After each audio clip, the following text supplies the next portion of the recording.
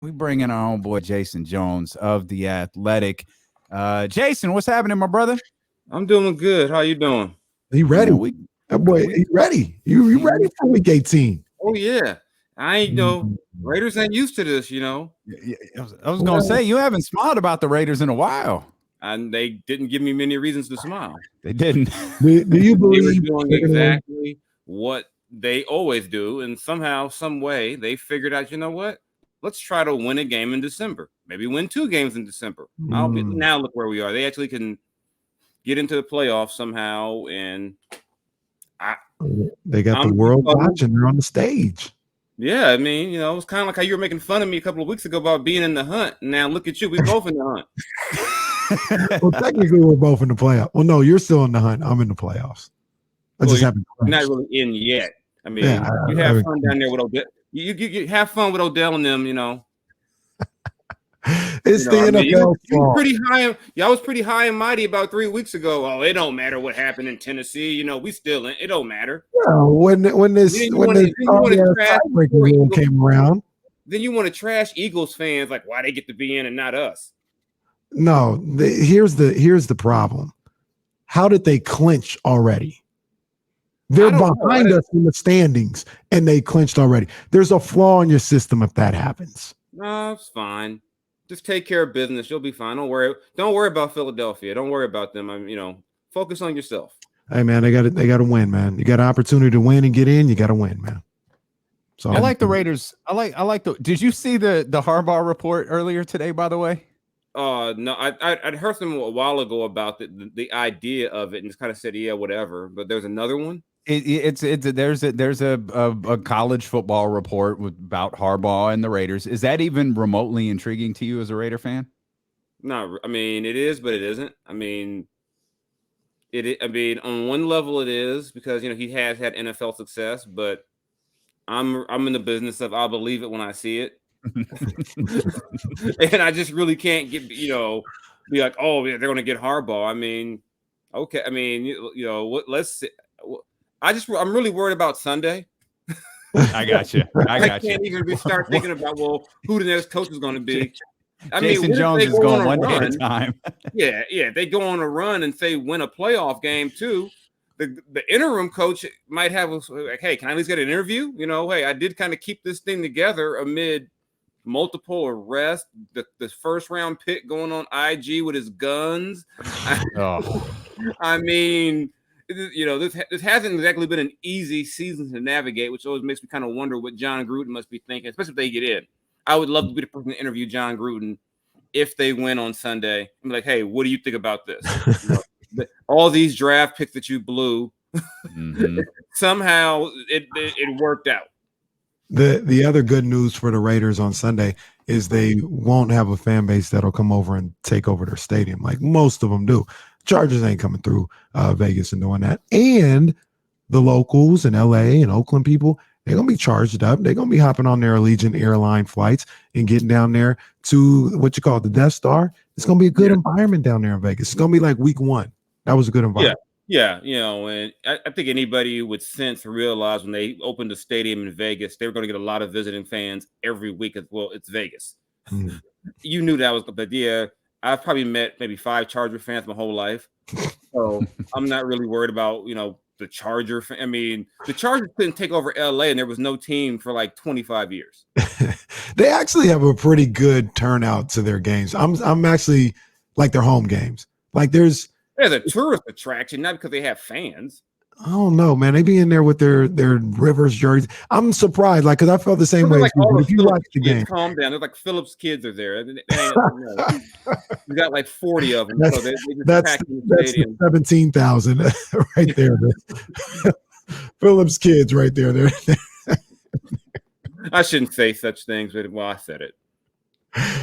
I mean, he got a lot of kids. There ain't nothing like inflammatory about it. Like he has a whole like what's the story of someone? One of his teammates was like walking by, and someone said, "Where's Philip?" And he said, "I don't know. I think he's doing a tour or something. He's around all these kids." And they're like, "No, bro, that's his family." Like that, hey, it is what it is, man. That dude got a whole one guy I was glad to get out the AFC West because he ran the Raiders. Like he just did not lose to the Raiders. Mm-hmm. We'll see. Didn't the Colts call him? Did the Colts call him a couple weeks ago? They were saying last week, when Carson got hurt or Carson got sick. Yeah, that was the whole. I was like, number one, that's not going to happen. And two, come on, really? Come on, you're going to call Philip on Wednesday to come play on Sunday, like been training and getting ready for this opportunity. Come on, Philip Rivers strikes me out there now. Just like, hey, what if we call? Why don't you just go ahead and call Peyton or Andrew Luck? I mean, they called Saints called Drew Brees, huh? A couple weeks ago, when everybody was when they were faced with the realization they had to go with Ian Book, they were like, "What are you doing, Drew?" Yeah. Drew says, Drew's like, I gotta work on Sunday, guys. Good luck with that.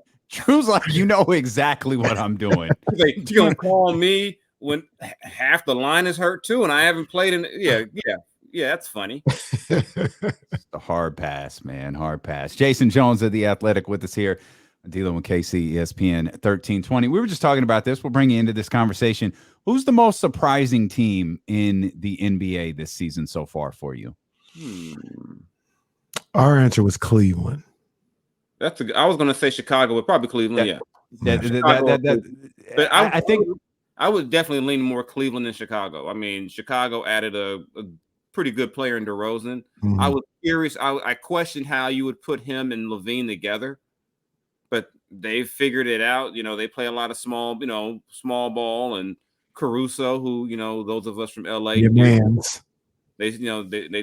the homie, they took the GOAT, and of course they start winning with the GOAT.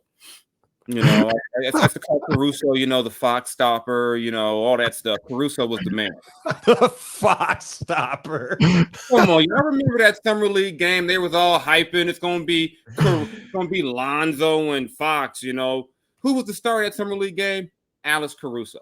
Didn't Fox hurt his ankle that game in the first quarter? That don't matter. The star of the game was Alex Caruso.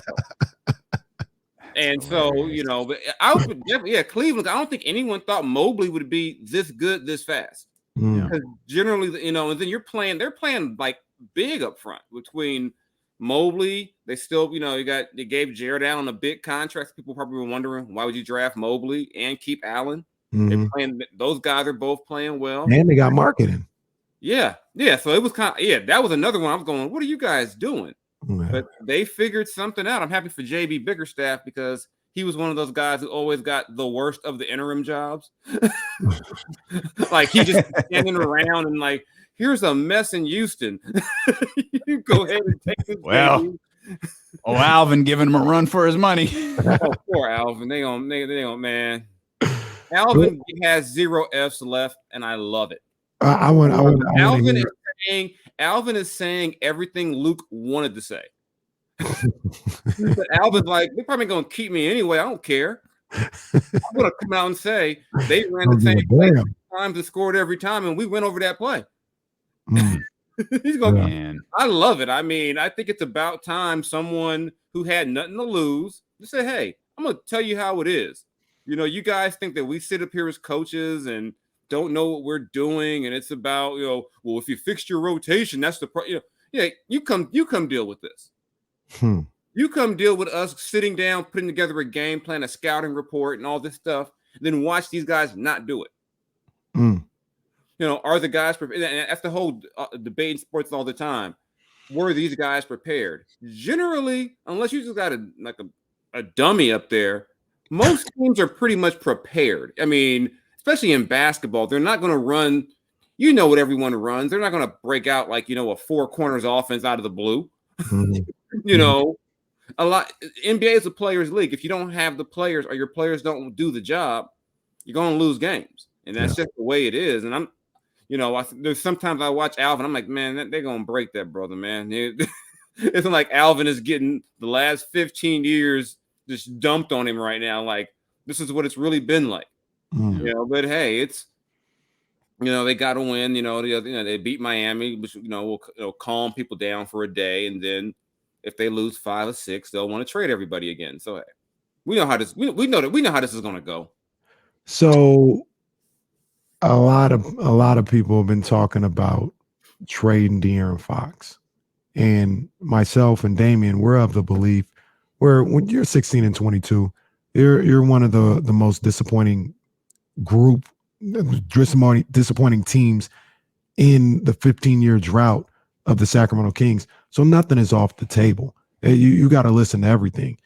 But we're of the belief that there's other things that you can address and you can do and other people to trade before you get to trading De'Aaron Fox. That should not be the first thing that you go to. What do you think about the thought of moving on from Fox or any of these guys? Yeah, first let's start with the record. First off, they're not that far off where I thought they would be. I thought they'd be in that hunt for 10, and they're not that far off. So I think part of the disappointment is that, as normal, a lot of people had these crazy expectations for this group. Like, this was not going to be a top 5 group, top 6, they were always going to be, we're trying to get to the play-in. So just in terms of that, to me, they're not that far off of where they, I thought they would be. Maybe the record doesn't look the way you want it to look, but just in terms of standings, they're not that far off. And then get to De'Aaron, I think just because they keep drafting point guards, someone's got to go at some point. And I think De'Aaron would probably get you the most in return, but I don't think you just trade De'Aaron like just to do it. I mean, he's still, for better, however you feel about him, he's still your best player. And you just trade him for what? I mean, you've got to get impact in return. And I don't know if there's an impact player on the block that you could say, okay, if we move De'Aaron, we're getting a guy who's going to make us better and is an impact guy. I'm like, I don't know who's out there who you would even, I guess the obvious one would be Ben Simmons, but you're not going to trade, that's probably the one name that everyone knows is available. But to move De'Aaron, what are you getting in return? And if you're going, I wouldn't sell low. I'd rather keep all the guards and then do some other things before I just throw away De'Aaron. I mean, I know he's not a perfect player, but I mean, the guy is good. And the thing what you're kind of seeing too is kind of we've seen in this area for many years. Eventually, everyone gets mad at the best player, and he's going to bear the brunt of it. I mean, I've been working in Sacramento since 2002. I remember being, getting to the B back in the day, people telling me they couldn't stand Chris Webber. Oh my, and there's always another player on the team not as good as your best player who they cling to. Like, see, if he were more like that guy, we'd win.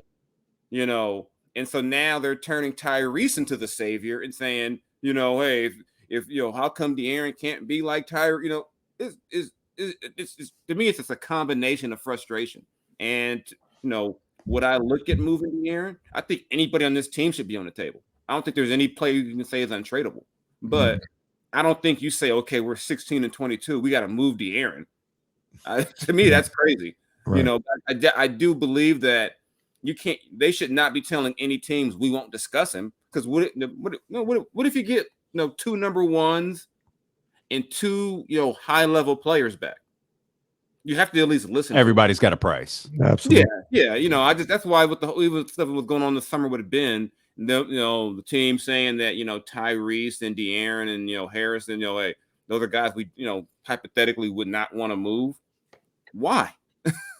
I get you like them, but I don't think they can say that anyone's off the table. Right. You mentioned them drafting guards. We were talking about this, earlier, because one of my frustrations has been I don't feel like they've been able to find the right role for Davion Mitchell. And part of me wonders if the reason they haven't been able to do that is because when they drafted him, they thought Buddy was going to be gone. Like, they had a deal for Buddy the day they drafted Davion Mitchell earlier that day. Now, it had fallen apart by the draft, but my feeling is they thought, well, we had this deal with Washington. There's another deal out there to be made for Buddy. And in my estimation, it turns out there very much is not another deal to be made out there for Buddy. And that's hindered what they wanted to do with Davion. I think it's hindered Davion and Terrence Davis. You don't re-sign, TD for 2 years, whatever, 18 mil, with the idea of not playing him at all. Right. But, and it's like this. Yeah, there's no way they planned on, Buddy being back. Now, like I said, Buddy didn't think he'd be back. Probably so, and so that's just part of the thing. You got to do something at some point, because I think what Terrence has shown is that when he gets minutes, he can be he can be a productive player, and he can shoot the three, at a relatively decent clip. And the problem you got is that when you're giving Buddy all those minutes, I mean, when Buddy's on is great, but when Buddy has a 5 for 17 night, it's like, okay, what do we, it kind of sucks the air out of everything, because the shot's going up no matter what. Right.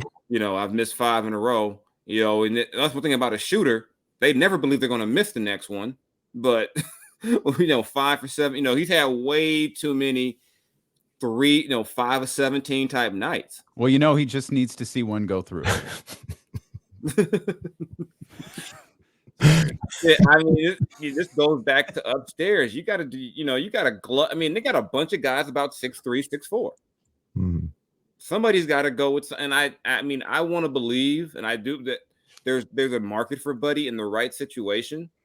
It's just that, with that salary, what are you going to take back, to make something like that work? I don't know. I don't know if there's a team with a trade exception that says, hey, you know what? We'll take, we'll take him in.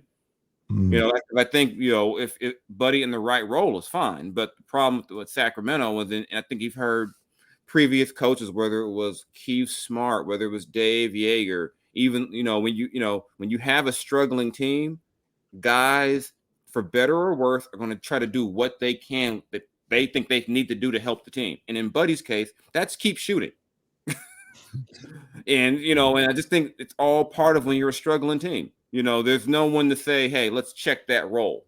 Hey, Buddy, sit down. We're not going to have you doing that. Just because, hey, it's like everyone figures they're the key to making things better. Yeah. So it's like I said, they got to do something with this glut of guards at some point. The deadline's next month. I think it would be a disappointment if they get past the deadline and all these guards are still on the team. Yeah. Yes. It'd be a massive disappointment. You can't say you're trying to get better, then you get past the deadline. You still got all these guards, not enough wing players still. I mean, because even in the midst of this season, hey, Damien Jones has been good lately. But then again, they compounded that by signing Alex Lynn in the summer. So it's like there's always it never ceases to baffle me. Just kind of somehow it's like when you have some young pieces you could look at, you add a veteran like Alex in the sense of we're trying to win right away. But is Alex going to put you over the top more so than Damien? I don't know. I don't think you're going to, the drop off is that significant between Alex to Damien. Right. So, it all goes back to roster construction and what the plan was. And kind of as this thing is unfolded, clearly the plan was not for Buddy to still be around. Right. Yeah. Part of the plan was not for Marvin to be around, and that's why you've got these gluts at that front court spot and at the guard spot. And one of the issues that I have with having these guys here is you talk about Davion, right? So having Buddy Hield still here, it just messes everything up as far as people being able to get into a rhythm, get consistent minutes, because it's always this uneven balance. You got 5 guards there, right? So somebody's going to get the short end of the stick on certain nights, and it seems like it's never Buddy, but he plays 30 minutes a night. He plays 30 minutes a night. That's crazy to me. So if you are able to move him, now you got Terrence and Davion in a more traditional backup role, and maybe you can ride with whoever's got the hot hand that night to play more with Halliburton and Fox if you want to do that, whatever the case may be. But it seems as though Monte McNair seems to be so caught up on value and getting this great value that there can be a lot of value in just moving them off the roster in general. Even if you got cash considerations in a second rounder, I know you probably couldn't do that because of the money he makes, but something of that nature. You're not going to win the trade. I keep saying that.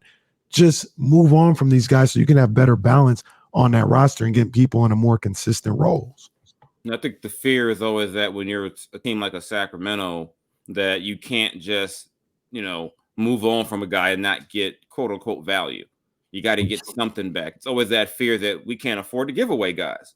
There's not a team who's going to say, you know what, this isn't working out. We'll just, send you somewhere and get a couple of second-round picks. They're always going to be looking to get something back in return, which I don't blame them. But like you said, I don't think you're going to get quote unquote equal. Because what's equal? Because I think with a guy like Buddy, part of the issue in Sac is that it's not a great fit. You put him on another team, yeah, he's going to look better perhaps, but you can't concern yourself with, oh my God, now he's shooting 40% from the three now, and he wasn't doing that for us. Maybe on a different team, he knows if I shoot 15 times and I'm not hot, I'm not playing. So circumstances matter, and I think if you can, I think if you can figure out how to make something happen, I think you just do it, but whatever the case may be. And I think at some point there's going to be a team out there that's going to say, you know what, if we take on a guy like Buddy and we're kind of not fringe, but we're trying to say avoid the play-in, maybe get into the top 4. Somebody's going to take a flyer on him, I think, at some point. I just don't know when that'll be. And what just makes this all so crazy is that they had DeLon Wright on their roster and didn't keep him. Yeah. You had a guard with size who could handle the ball. So they actually got rid of a guard, and you might argue they got rid of the wrong guard. Because DeLon, helped them defensively. He had, he was the biggest of the guards. That helped. But, like I said, this is just, it feels like we're always having this, what are they doing with their roster? Well, and that's why I was going to ask, is it fair at this point to be critical of Monte McNair? I think it's fair. Yeah, I think it's fair. I mean, I think there was a certain hey, let's see what he does. Let's give him an opportunity to kind of get in here. But at this point, it's like, damn, bro, what is the plan here? Yeah, I think it's definitely fair. I mean, you look at some of the offseason signings, whether, you have a Damien Jones who you end up who you keep on the roster, and you guarantee to a certain point, but then you sign an Alex Lynn, and then you trade for a Tristan Thompson. What the hell is Tristan Thompson here for? And I think when that deal got made, everyone assumed either Tristan's going to get waived, they're going to waive him, or he's part of another deal. And it's like, okay, why are all these guys here? And then you also re-signed Rashawn Holmes. Adding Tristan and Alex maybe makes more sense if you don't keep Rashawn, but you kept Rashawn. Right. You saw, you gave up, draft capital to bring in DeLon Wright, who helped you, and then you traded him for a big. I think it's fair to ask, why did you do that? Yeah. and especially when you see, we all knew going into the season, there was no way that Alex, Tristan, Rashawn, and Damien were all going to play. We knew that. Right. And if you could say we wanted a veteran presence in the locker room. I mean, but you kept Mo Harkless. So you kept, so at some point, you got to stop getting guys to be veterans in the locker room and get guys that are going to help you win games. I mean, how many, I think my old buddy Jerry Reynolds used to say, you got like 14 assistant coaches. How many mentors do you guys need? At what point you got to get guys to help you win? And right now, whether it be through COVID or just a rotation, you can't say, Davion helps, but he hasn't put you over the tops per se. What's happened is going to, this team isn't really much, if all, better than it was last year. They haven't had a 7-game losing streak yet, but I don't think anyone watches this team and goes, wow, they're so much better than they were a year ago. Yeah. No, it's been disappointing to see. And like you said, you name all those moves, and it's just even the whole theme of Monte McNair's tenure so far has been it just kind of sits on his hands. Like you talk about, we go back to the bogey situation. Regardless of the optics or whatever was going on, they needed to know. They didn't want to have their money tied up or whatever. He just sat on his hands and let that happen. He tried to make a deal with the Lakers and the Wizards, but once that fell through, he sat on his hands again. He signed Rashawn Holmes. Hearing you break it down, seems like he didn't expect to sign Rashawn Holmes. once that happened and he knew he had a glutton of sinners, he just sat on his hands again. And here we are. We said weeks ago, Jason, that moves need to be made. This group needs to be broken up. It didn't have to be anything colossal, but you got to do something. And he's continuing to sit on his hands again. I don't understand what's going on with the thought process. Is he too caught up on value and all this other stuff? Sometimes you need to make a move to make sure this team just doesn't fall out and die.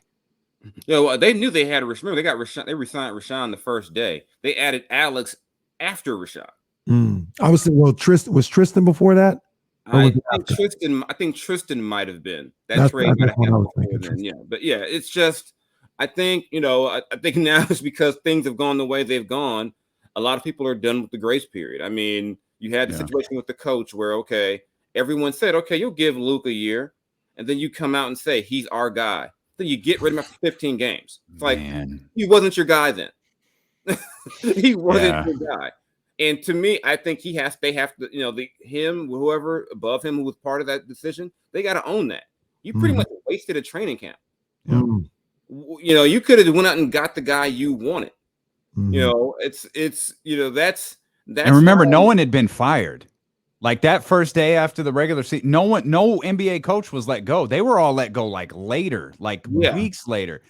He could have had a lengthy search to find a coach, but he sent that message to James Ham and said Luke Walton is coming back. I think that's where he lost me. When they backed out on Luke Walton, however many games into the season, it was like you were never committed to him. Yeah, to me that suggests to me that's a sign of panic. Yeah, and the thing is too they had struggled, but you fire them after the Utah game. They're not better than Utah. Right. I mean, if you just say they lost to OKC, we can't stand this. Okay, they lost to Utah. They're not better than Utah. It's like losing to a team that had the best record in the West last year is the final straw. It's like it doesn't make any sense. And I think it's good reason to question, kind of like what's going on. What are you going to do? I think players are wondering, okay, what's next? I mean, to me, these are all fair questions because none of the moves have really made. I mean, you could say Tyrese makes them a better team per se, but they're not an overall better team. There hasn't been anything where you say, and even with Tyrese, if you had Bogey in that spot, I think the production or the result wouldn't be too far off. So I just think I know I'm wondering, okay, what are you going to do that's going to be like, okay, that's the reason why they got Vlade out of here. And right now, I mean, I know, I really believe he got at least a year plus of you're not Vlade. We trust what you're doing because you're not Vlade. Right. All you want to say about Vlade was always trying to do something to win. It wasn't working, but you would never accuse Vlade of sitting back and not trying to do something. And right now it's kind of like, okay, did you really believe this team was going to be a playoff team? And if you did, that says more about you than it does the players. And a lot of times guys will say things publicly like, our goal is to plus, whatever. And I don't, maybe Monty never really believed this was a playoff team.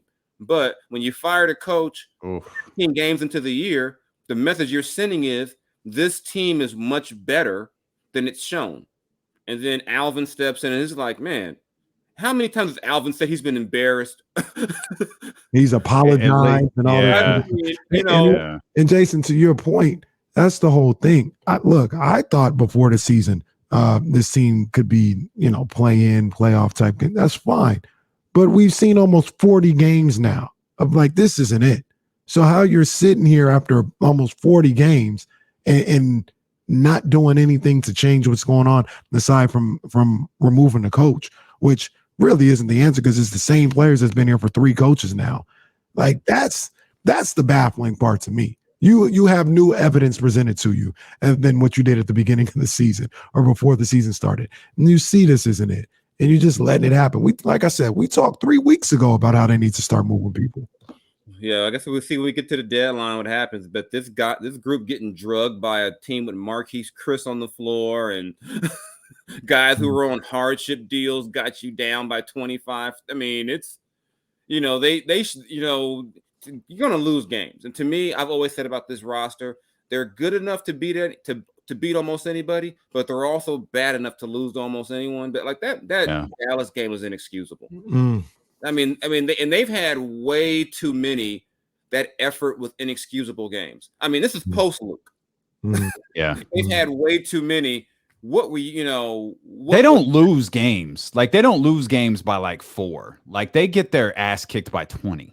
Yeah, and it's not the full team. I mean, yeah, you can even draw on your little we beat the Mavs X amount of times since they got Luka motivation to me, which doesn't matter because Dallas has been to the playoffs.